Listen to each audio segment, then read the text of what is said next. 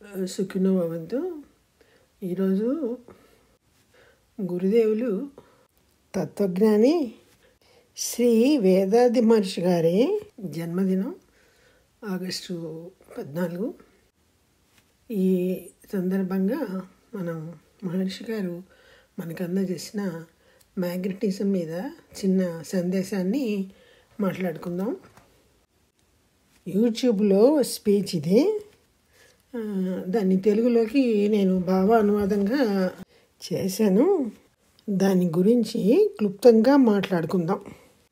మహర్షి గారు తన జన్మదిన సందర్భంగా మనకి అందిస్తున్నటువంటి ఒక అద్భుతమైన సందేశం ఇది.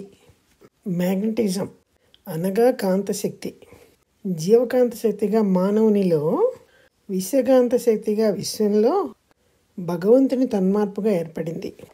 ఈ శక్తి అటు విశ్వంలో ఇటు మానవ శరీరంలో అన్ని కార్యక్రమాలు తనే నిర్వర్తిస్తూ ఉంటుంది. ఇక్కడ చెప్తున్నారు, శుద్ధ బయలు అనబడే ఆల్మైటీని చేరే మార్గమే యోగా అని చెప్తున్నారు. యోగా అన్నది ఏంటంటే మనం భగవంతుని సన్నిధానానికి చేరడానికి చూపించే మార్గం అన్నమాట.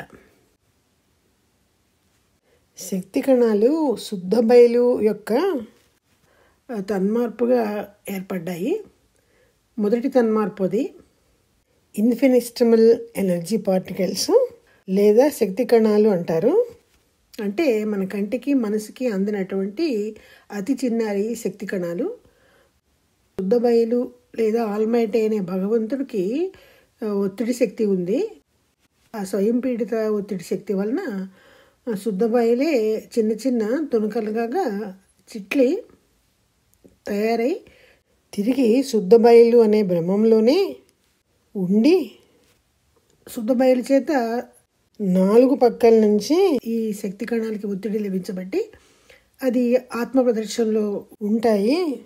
ఆత్మ ప్రదర్శనలో ఉన్న ఈ శక్తి కణాల నుంచి అలలు, వ్యాపన అలలు వెలువడుతూ ఉంటాయి. వెలువడిన వ్యాపన అలలు శుద్ధ బయలు యొక్క ఒత్తిడికి, రాపిడికి గురి అయి కరిగి శుద్ధ బయలులోనే లయమగుట మ్యాగ్నెటిజం అని ఇక్కడ మనకి తెలియజేస్తున్నారు.